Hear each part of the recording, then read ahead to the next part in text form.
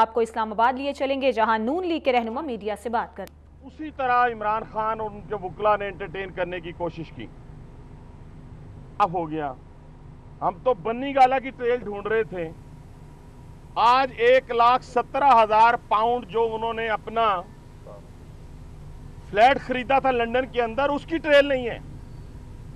और उसके अंदर खदशा जाहिर किया जा रहा है कि उनके वालिद साहब क्योंकि एसडीओ थे उसके अंदर, एग्रीकल्चर डिपार्टमेंट के अंदर, तो इरिगेशन के अंदर, तो खदशा ये है कि वो पैसा करप्शन का पाकिस्तान से यूके जो है वो शिफ्ट किया गया। अब ये देखना है कि वो पैसा जो है उनके वालिद साहब का, क्योंकि एसडीओ की उस वक्त कितनी सैलरी होगी वो आप जानते हैं, और आज कितनी है। चलें आज की सैलरी के हिसाब से भी लगा लें तो ये जस्टिफाई नहीं करता कि 1,17,000 पाउंड का उन्होंने जो वहां पे फ्लैट खरीदा, जो रोज चीख चीख के कहते थे कि मेरे पास उनकी ट्रेल मौजूद है। खान साहब आपके पास तो वो ट्रेल भी मौजूद नहीं है। अदालत के अंदर अदालत उज़्मा के ऑनरेबल जजेस ने यह कहा कि वो पैसा कहां से आया, कैसे आपने खरीदा। तो उनके वकील ने आज कैरी पैकर का जिक्र किया, तो कैरी पैकर के जिक्र के ऊपर इस मुहब्बे वतन की बात सामने आ गई कि उस वक्त पाकिस्तानी टीम को छोड़ के जो गया था वो पाकिस्तान को छोड़ के गया था पैसे की खातिर। और खान साहब आपकी कमजोरी रही है पैसा। आपको पैसा कब्जा माफिया दे आप ले लेते हैं, आपको पैसा करप्शन का कोई दे वो आप ले लेते हैं, आपको शुगर माफिया दे वो ले लेते हैं, आपको आपके वालिद साहब एसडीओ इरिगेशन होने के नाते से करप्शन का माल दें और बाहर आप जाएं पढ़ने के लिए। आप ऑक्सफोर्ड जो पढ़ने के लिए गए हैं वो कैसे गए हैं ये तो बताएं। एक एसडीओ का बेटा जो है वो ऑक्सफोर्ड में पढ़ने कैसे जा सकता है। अब ये बात उस तरफ चल पड़ी है कि आपने वो भी साबित करना है। अब आज जो रोज बैठ के ये झूठ बोलता है, टीवी पे आके झूठ बोलता है कि मनी गाला की ट्रेल मैंने जमा करवा दी है। आज अभी आपको दानियाल साहब वो पेपर दिखाएंगे जिस पेपर के अंदर जो इन्होंने सीएम में जमा करवाई है उसमें लिख दिया है कि हमारे पास फलां जो ट्रांजैक्शन है 2 लाख पाउंड्स के मुताबिक, वो नहीं है, उसकी ट्रेल नहीं है हमारे पास। हम कोशिश कर रहे हैं। अब आप ये देखिए, अगर ये भी वो कोशिश कर रहे हैं कि वो किसी तरीके से उनके पास ट्रेल आ जाए, तो वो जो पिछले आप बहुत अरसे से ये बातें कर रहे हैं और कह रहे हैं कि हमारे पास बन्नी गाला की ट्रेल मौजूद है, तो अगर आपके पास 1 साल से ये जहां हम गए हुए यहाँ पे एप्लीकेशन लेके सुप्रीम कोर्ट के अंदर, वहां अगर आप बन्नी गाला की ट्रेल जमा नहीं करवा सके, 2011 का आप इलेक्शन कमीशन के अंदर अपने फंड्स का रिकॉर्ड देने के लिए तैयार नहीं है, तो ये कौम जानना चाहती है ना कि इमरान खान तुम्हारा लाइफस्टाइल, तुम जहाजों में उड़ना, तुम्हारा हेलीकॉप्टर के अंदर जाना, तुम्हारा 450 कनाल के घर में रहना, तुम्हारा तीसरे दिन चौथे दिन इंग्लैंड और यूरोप का दौरा करना, ये पैसा कहां से आता है। आपका लाइफस्टाइल 1,50,000 जो इनकम टैक्स आपने दिया है उससे मिलता जुलता है। तो आपका केस तो जेआईटी के मुताबिक सामने आ गया।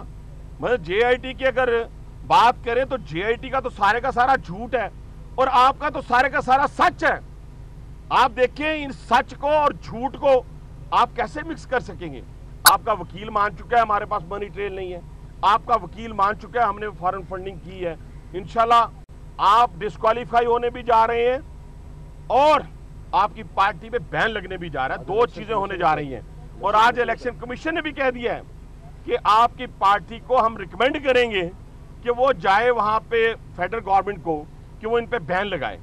और ये सारा केस बना के इलेक्शन कमीशन फेडरल गवर्नमेंट को भेजेगी। जब फेडरल गवर्नमेंट के पास केस पहुंच जाएगा आप पे बैन लग जाएगा।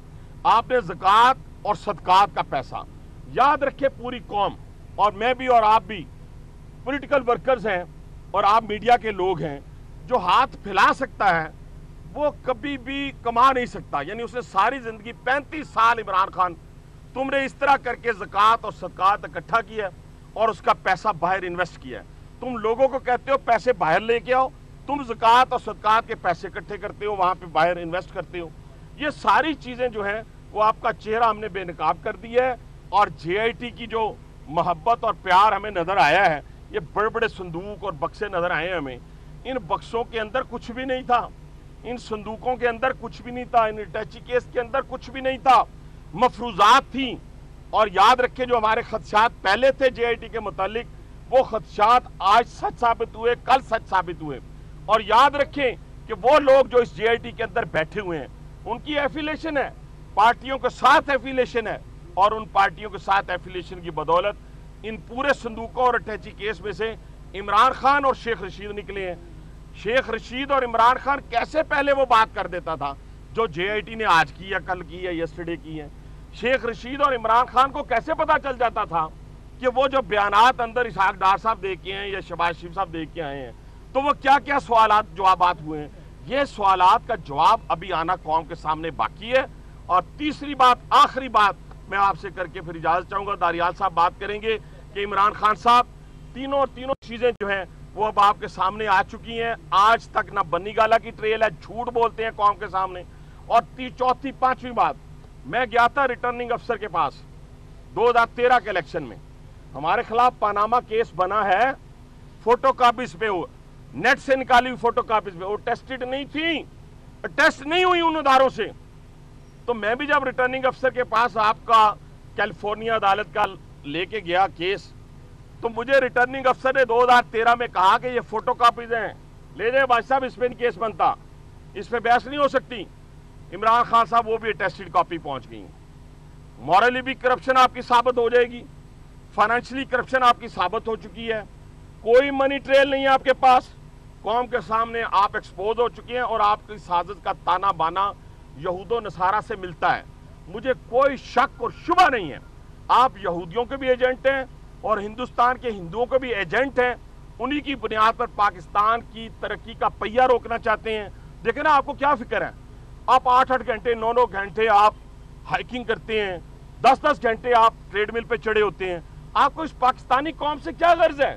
गर्ज उन लोगों के है जो 43 और 44 टेम्परेचर के अंदर बिक्की, साहिवाल, हवेली बहादुर शाह, वहां जाकर इस मुल्क और कौम के दर्द को समझते हैं। वो आज पेशावर से लेके कराची तक मोटरवे बनाने जा रहे हैं। वो सी पैक की सूरत के अंदर पाकिस्तान के अंदर तामीर और तरक्की के मीनार खड़े कर रहे हैं। उनमें और आप में जमीन आसमान का फर्क है।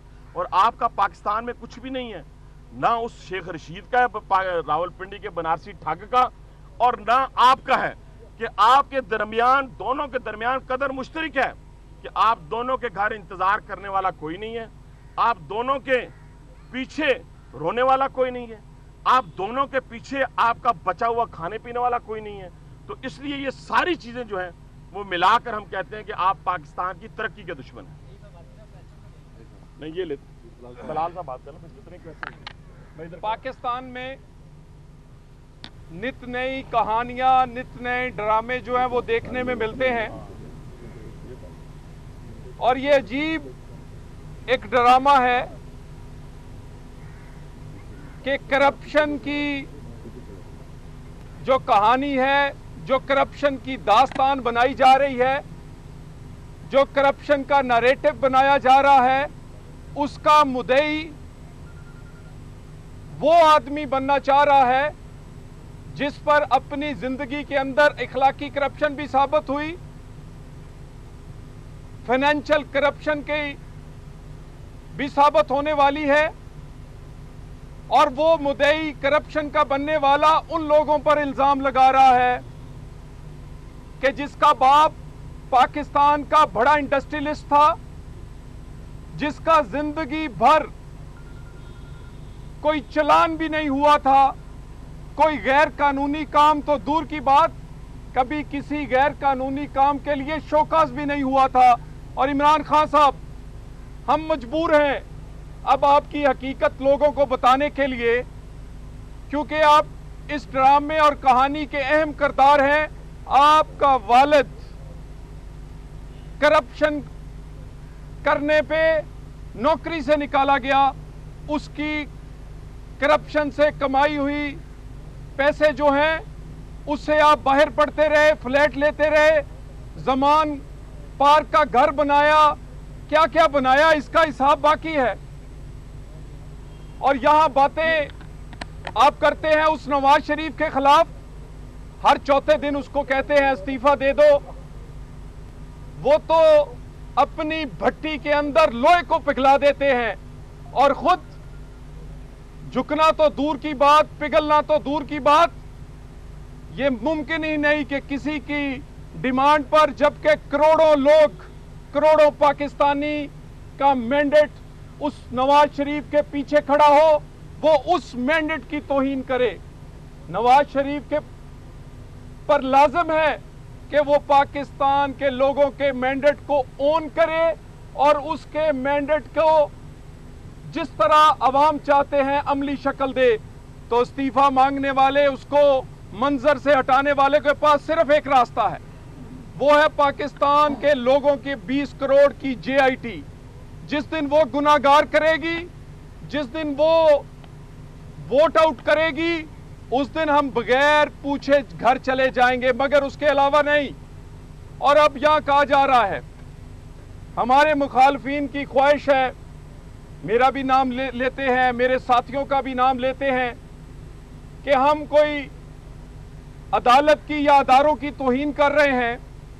हमारा तो माजी का किरदार, सियासी जिद्दोजहद, हमारा लबो लहजा और हमारे तमाम इकदामात इस बात की तईद करते हैं कि हमने अदारों की भी, कानून की भी, कानून की अदालत की भी हमेशा एहतराम किया।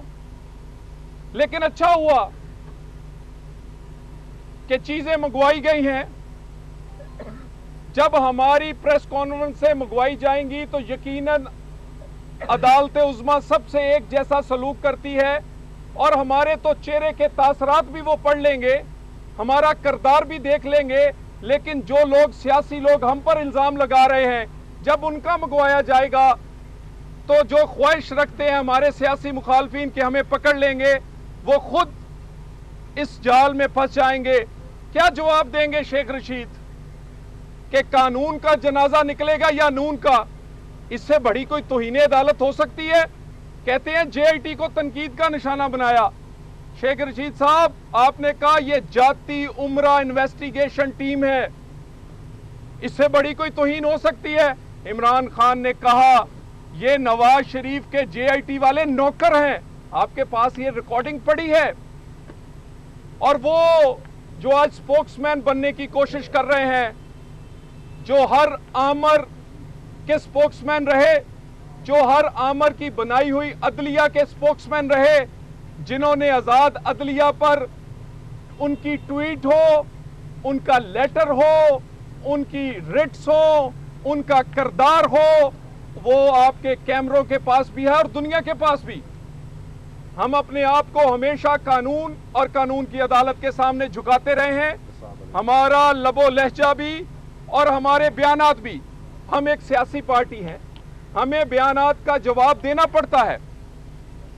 यहां बड़ा कहा गया कि JIT को कसाई की दुकान क्यों कह दिया गया। जरा कोई याद रखे कि शेख रशीद से किसी ने पूछा कि आपने कहा था ईद पर कुर्बानी होगी, हुई नहीं। उन्होंने कहा मैं क्या करता, कसाब जो है, जो कसाई है, वो दौड़ गया है। शेख साहब, आपने किसको कहा?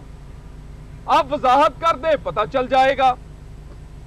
इमरान खान, आप कहते हैं एम्पायर की उंगली खड़ी होने वाली है। हमने साजिश की बात की, उंगली की बात की, अंपायर की बात की, और हमारे ख्याल के मुताबिक तो पाकिस्तान का अंपायर पाकिस्तान के लोग हैं। वो जिसके खिलाफ उंगली उठाएंगे वही जाएगा, वो जिसको चाहेंगे वही पाकिस्तान पे हुक्मरानी करेगा। खान साहब, आपने किसकी बात की? वजाहत कर दें। स्क्रिप्ट की बात करते हैं। कल पाकिस्तान के एक नामवर वकील जो हमारी मुखालफत में पेश है, एतजाज एहसन साहब ने कहा यह सब कुछ JIT ने स्क्रिप्ट के तहत किया। आज की अखबार पे खबर लगी हुई है मेरे पास, और आपके पास भी उसकी कटिंग मौजूद होगी। वो किस स्क्रिप्ट की बात कर रहे हैं, हम उसी का जवाब दे रहे हैं। तो ये तमाम चीजें कंपैरिजन होना चाहिए, अच्छी बात है, और इससे हमें फायदा होगा। और एक चैनल को भी तौहीन अदालत का नोटिस दिया गया, बहुत अच्छा हुआ। मगर और अच्छा उस वक्त होगा जब उस चैनल के साथ बाकी चैनल्स की भी वीडियोस चलेंगी, ट्रांसक्रिप्ट आएगा और उनके उन एंकर से भी और उसके मालकान से भी पूछा जाएगा। ऐसे लगता है जैसे वो जेआईटी के कुर्सी के नीचे बैठे होते हैं, जैसे वो सुप्रीम कोर्ट में नहीं, वो एंकर्स सुप्रीम कोर्ट के कोर्ट रूम में नहीं, जजेस की रिटायरिंग रूम की अंदर की बातें वो अपनी तरफ से बयान करते हैं। चैनल्स का, तमाम चैनल्स का, तमाम एंकर्स का, सिर्फ एक रिपोर्टर का नहीं। बहुत अच्छा हुआ जब अदालत आलिया देखेगी, कौम की आंखें भी खुलेंगी, सही फैसला भी होगा, तौहीन अदालत करने वाले का पता भी चलेगा और पाकिस्तान का सिस्टम भी बेहतर होगा। और जेआईटी की जो बात करते हैं, हमें तो आज भी तहफ़्फ़ुज़ात हैं। उसके 256 सफ़ों की रिपोर्ट में 256 गलतियां हैं। हम उस रिपोर्ट का पोस्टमार्टम सुप्रीम कोर्ट के सामने करेंगे। सुप्रीम कोर्ट को एक एक सफ़ा, एक एक चीज दिखाएंगे। कहते हैं मरियम नवाज का डॉक्यूमेंट इसलिए ठीक नहीं। जरा अंदाजा लगाएं इनकी तहकीक का, इनके मेयार का। हम यही कहते थे, ये वो लोग नहीं जो मेयारी तफ्तीश कर सके, क्योंकि सुप्रीम कोर्ट ने फैसला इस तफ्तीश पे करना है। ये जितनी अच्छी होगी, मेयारी होगी, नाकस नहीं होगी, तो उसी तरह की सहूलत होगी सुप्रीम कोर्ट को। वो कहते हैं वो फॉन्ट जिससे वो ट्रस्ट डीड लिखी गई वो था ही नहीं। इतनी आप मेहनत करते रहे, कभी आप लंदन जाते रहे, कभी दुबई जाते रहे, गूगल करके आधे मिनट में देख लें वो फॉन्ट कब से आया हुआ है इस मार्केट में। इस तरह की बेशुमार बातें हैं। हम जेआईटी के मुतल्लिक अपने तहफ़्फ़ुज़ात अवामी अदालत में भी रखते रहे और कानूनी अदालत में दोबारा लेकर आ रहे हैं, और इंशाअल्लाह ताला सुप्रीम कोर्ट के अंदर ही ये साबित करेंगे। अगर हम सब, अगर एज ए पार्टी ये कोई समझता है कि हम किसी अदारों के खिलाफ, किसी अदारों के इज्जत एहतराम में कोई कमी करेंगे, तो ये उसकी भूल है। और मैं यही बात यहां पहले भी कह चुका हूं कि जो चाहते हैं कि अदारों की लड़ाई हो, नून लीग नहीं होने देगी।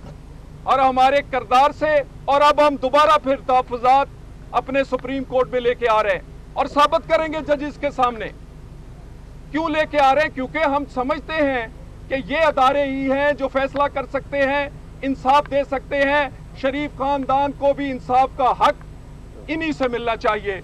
बहुत शुक्रिया।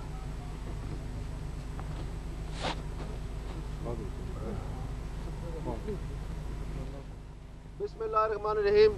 मैं चंद मुख्तसर बातें करना चाहूँगा। हनीफ अब्बासी साहब और तलाल साहब ने काफ़ी रोशनी डाली है मामलात के ऊपर। मैं आपको जेआईटी रिपोर्ट के हवाले से बात करना चाहूँगा। जो मैंने पहले दिन जिस बदबू की बात की, मैं आज दोबारा उसका जिक्र करता हूँ। जो वॉल्यूम 10 सीक्रेट रखी गई है, वो बात अब मंजर आम पे आ गई है, और बिल्कुल जिस तरह मैंने आपको बताई थी उसी तरह वो जैसे दिन चढ़ा हुआ है वो सच है। उसकी वजह यह है कि इस जेआईटी ने खुद ये डिक्लेयर कर दिया है कि ये जो इन्वेस्टिगेशन है ये नामुकम्मल है। खुद उन्होंने डिक्लेयर किया है। पहले सफे पे अगर आप देखें तो जो 10वीं वॉल्यूम है उसके सामने उन्होंने ऑनगोइंग लिख दिया हुआ है। अगर ये ऑनगोइंग है तो इसकी सिफारिशात कैसे हतमी हो सकती है, और ऑनगोइंग ये कैसे है ये भी सुन लें। ये 60 दिन के अंदर अंदर, यानी लिखा हुआ है, एक मिनट बस करो जी, ये लिखा हुआ है कि 60 दिन with in 60 days, with in, इसका मतलब है ये 10 दिन के बाद भी आ सकती थी, ये 20 दिन के बाद भी आ सकती थी। और यकीनन जो सुप्रीम कोर्ट का ऑर्डर था उसमें भी यही तासुर दिया गया था कि दौरान तफ्तीश अगर कोई ऐसी चीज सामने आ जाए तो हम उसी वक्त उस इंटरम रिपोर्ट पे ही फैसला कर देंगे कि छठ मंगनी से फट गया, काम हो गया। यही लिखा हुआ था ना। और देखने में क्या आता है कि 5 मई को यह बनाई जाती है, जिसमें 60 दिन 4 जुलाई को मुकम्मल होते हैं। ये हीले बहाने जो हैं ये नहीं सुने जाएंगे, क्योंकि अगर आप वीकेंड शामिल करें तो वो 18 दिन बनते हैं, वो 18 दिन बनते हैं। इसकी तारीख जो है वो कहीं 22-24 पे चले जाती है, और अगर आप ईद की 3 छुट्टियां डालें तो फिर ये 27-30 पे चले जाती है। तो इसका मतलब यह है कि 10 तारीख जो है वो तो ना उधर है ना इधर है। तो ये एक्सटेंशन दी गई बगैर कहे हुए, और उस एक्सटेंशन में क्या पता चला कि ना सिर्फ अपने मुकर्ररा वक्त में ये मुकम्मल ना हुई जो 5 मेंबर जजेस का बेंच था, बल्कि एक्सटेंशन के दौरान भी अभी तक वो ऑन गोइंग है। और ऑन गोइंग को कह रहे हैं कि इसको सील कर दिया जाए, इसको सीक्रेट रखा जाए। लिखा हुआ है सीक्रेट लिखा जाए, लेकिन जो एक का दुक्का जो आई है रिपोर्ट उसी चैप्टर में वॉल्यूम 10 में, वो लीक कर दी गई है दुबई वाली। क्यों ऐसी जो है हरकतें की जा रही हैं? ये डेस्परेशन क्या है? कौन सी चीज हाथ से फिसल से जा रही है कि आप मीडिया में आके एक इंप्रेशन बनाने की कोशिश कर रहे हैं जो केस में वजन नहीं है, वो आप बजरिया लीक्स तसलसल से ये हरकतें किए चले जा रहे हैं। क्यों वो लीक हुई? क्या इसके ऊपर नहीं सवाल पूछना चाहिए कि सिर्फ वो वाला हिस्सा जो है जो तकवीयत देता है हुकूमती मौकफ की मुखालफत में, वो बड़े आसानी से लीक हो जाता है। इसी तरह से पहले भी ये हरकत की गई, बाकी तमाम महकमों को जिम्मेदार ठहराया गया। इस महकमे को जो JIT के ज़रिए निगरानी काम हुआ वो हुकूमत की जिम्मेदारी डाल दी गई। बड़ी अच्छी बात है। अब ये भी जो लीक है ये भी हुकूमत की जिम्मेदारी होनी है। और अगर खुदा ना खास्ता कोई दुरुस्त काम किया जाए कि म्यूचुअल लीगल असिस्टेंस का जो लॉ है उसके ऊपर 2 दिन के अंदर रातों रात, जो कैबिनेट की मीटिंग भी नहीं थी, वो तैयार करके इजाजत दी गई, जैसे ही उन्होंने मांगी तो वो इधर पैरा बन के आ गया कि जनाब इन्होंने डिले की है। डिले कोई नहीं हुई। आपने 6 तारीख को क्यों नहीं मांगी म्यूचुअल लीगल असिस्टेंस? असल बात यह है कि आपके हाथ पलड़ ही कुछ नहीं पड़ा। और अब कभी सोर्स रिपोर्ट के नाम से, कभी फॉन्ट के नाम से, कभी शॉन्ट के नाम से, कभी पॉल कॉक्स, कभी फलाने के नाम से आपने एक जमकट बनाया राम कहानियों का। और इन जो एविडेंशियरी वैल्यू है इनकी, आप इसरार तो किए चले जा रहे हैं कि जनाब हम इसरार करते हैं कि ये इररिवोकेबल है, हम इसरार करते हैं कि ये इररिफ्यूटेबल है, कि ये एस्टेब्लिश हो गया, और साथ नीचे आप सवाल भी डालते जाते हैं उन्हीं चीजों के ऊपर। और जो चीज के लिए आपको कहा ही नहीं गया, वो 1 मिनट भाईजान ये आप कर लें, मैं कर लेता हूं। जिस चीज का आपको कहा ही नहीं गया वो भी आपने आके रिकमेंड कर दिया। लेकिन मैं अपनी बात मुकम्मल करना चाहता हूं इस मौजू पे। आप ये देखें कैसे हैरानगी की बात है कि पूरा वॉल्यूम 1, पूरा वॉल्यूम 2, पूरा वॉल्यूम 3, पूरा वॉल्यूम 4, पूरा वॉल्यूम 5, ये तमाम जो है ये सारे का सारा इस्तेमाल हुआ है कि कतरी के मौकफ को रद्द किया जाए।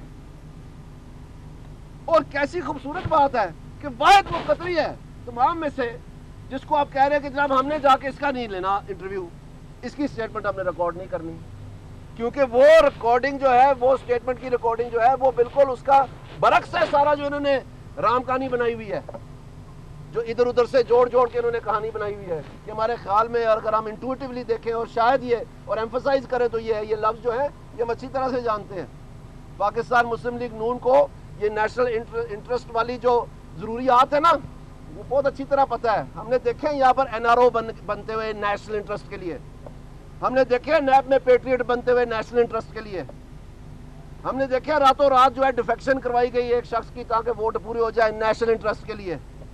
ये नेशनल इंटरेस्ट जो है ये उस दिन भी था जिस दिन आसिम हुसैन के खिलाफ केस बनाया गया था, ये उस दिन भी था जिस दिन जरदारी साहब को कहा गया था, ये उस दिन भी था जिस दिन यूसुफ रजा गिलानी ने 5 साल जेल में काटे थे, ये वसीम अख्तर की दफा भी था। लेकिन ये नेशनल इंटरेस्ट एक शख्स के लिए नहीं है, वो मेरा अनोखा लाडला इमरान खान, उसके लिए 12 चिनार की सैरें हैं, क्योंकि वो इख्तियारी है 780A का, उसको कोई जवाब नहीं देना इलेक्शन कमीशन में, क्योंकि वो इख्तियारी है 780A का, उसको कोई इससे ज्यादा दहशतगर्दी की अदालत की तरफ रुझान करने की जरूरत नहीं है। उसकी जमीन कुर्क नहीं हो सकती बगैर सरकार, क्योंकि वो इख्तियारी है 780A का। उसको आज सुप्रीम कोर्ट में जैसे उनके वकीलों ने वही हरबे इस्तेमाल किए करने की कोशिश की, उनको डांट पड़ी आज। वो इधर भी यही समझता था कि मैं तो 780 का इख्तियारी हूं, मुझे क्या जरूरत है सुप्रीम कोर्ट को मैं जवाब देता फिर। और ये नहीं नजर आ रहा आपको, कोई खुदा को भी जान देनी है अगर, तो सब ने वहां बैठ के अपने अपने जगह पर ये सियासत का इंतजाम करना है तो आए, फिर छोड़ दें कुर्सी और आए मैदान में, कागज दाखिल करवाएं, वोट गिनवा लें अपने। माशाल्लाह नीचे से फर्स्ट आ रही है आपकी गमला लीग, ये जो PTI है, इसने इंसाफ देना है, जो खुद सारे जिनके हाथ खून में रंगे हुए हैं, जिनका अपना एहतसाब कमीशन जो आप 2.5 साल होने को जा रहे हैं, कोई उनको पूछना कि नहीं गवारा करता। कोई खुदा की खौफी होती है? ये हमें बहुत अच्छी तरह पता है। ये नेशनल इंटरेस्ट का जो सबक है ना, और ये जो नेशनल सिक्योरिटी रिस्क का है, ये तमाम जमहूरी हुकूमतों ने सारी उम्र 70 साल में पाकिस्तान में पढ़ ली अच्छी तरह। तो आप आए इलेक्शन करवाएं, हमें सब पता है कि ये दरअसल ये तमाम कोशिश यकलख्त। आप मुझे बताएं एक बात, 52 केसेस बनाए नैब ने नवाज शरीफ के ऊपर, 52 केसेस, 52। आज वो किधर है हमें नहीं पता, कहां गए वो हवा में गायब हो गए। इसलिए हम ये अच्छी तरह दर्स जानते हैं, ये अच्छी तरह समझ है हमें क्या हो रहा है, और इंशाअल्लाह ताला इसका सामना करेंगे। बहुत शुक्रिया जी। आखिरी सवाल रिपोर्ट में बहुत सी इंकशाफात हो चुकी हैं, उसमें सबसे बड़ी इंकशाफ ये है कि जो सुप्रीम कोर्ट की तरफ से 13 सवाल दिए गए थे, उससे भी शरीफ खानदान ने GIT को सेटिस्फाई नहीं करवा सका। अब मेरा सवाल ये है कि आज GIT की रिपोर्ट को चैलेंज करने के लिए कोई ठोस सबूत लेकर आएंगे या कोई दूसरा रास्ता इख्तियार करेंगे? अगर सेटिस्फाइड नहीं है GIT तो फिर उन्होंने ऑनगोइंग क्यों डिक्लेयर किया है, बताए ना सर। बहुत सी इंकशाफात हो चुकी हैं। नहीं तो आप मुझे बताएं, आपने सबूत उन्होंने पेश किए हैं। मैं जवाब दे रहा हूं। सबसे बड़ा इंकशाफ ये है सर उसमें कि जितने भी दस्तावेजात पेश किए गए वो जाली हैं और गुमराहकुन है बकौल GIT। वो GIT खुद कह रही है कि हमारे हाथ पलड़े कुछ नहीं आया। जो 21 सवाल हमने पूछे उसमें से अभी तक हमें सिर्फ 2 मिले हैं, और उनका लफ्ज क्या है जो इस्तेमाल किया है कि ये एसेंशियल है और वो ऑनगोइंग है। तो ये रिपोर्ट हतमी कैसे होगी मजीद टाइम लेके भी, हाथ की सफाई से, जो मैंने आपको पहले बता दिया। ये देखें, ये सारी तैयारी जो है आप बड़ी अच्छी तरह से, ये गली माप नहीं जानते हैं, ये सब समझ आ रही है। बहुत शुक्रिया आपका। आप देख रहे थे मुस्लिम लीग नून के रहनुमाओं की जानिब से मीडिया से बातचीत की जा रही थी। दानियाल अजीज की जानिब से कहा गया कि GIT खुद कह रहा है कि हमारे हाथ कुछ नहीं। इसके साथ साथ दानियाल अजीज ने यह भी कहा कि कतरी के सबूतों को रद्द करने की पूरी कोशिश की गई। मुखालिफिन को तवक्कियत देने वाला एक हिस्सा लीक कर दिया गया है। आपको बता रहे हैं दानियाल अजीज की जानिब से यह भी कहा गया कि सियासी मैदान में हमारा मुकाबला करें। इसके साथ साथ दानियाल अजीज ने भी कहा कि PTI के हाथ करप्शन में रंगे हुए हैं, सियासी मैदान में हमारा मुकाबला करें। PTI के हाथ करप्शन में रंगे हुए हैं, ऐसा कहा गया दानियाल अजीज की जानिब से। इसके साथ साथ दानियाल अजीज ने यह भी कहा कि GIT ने तस्लीम कर लिया कि तफ्तीश मुकम्मल नहीं हुई।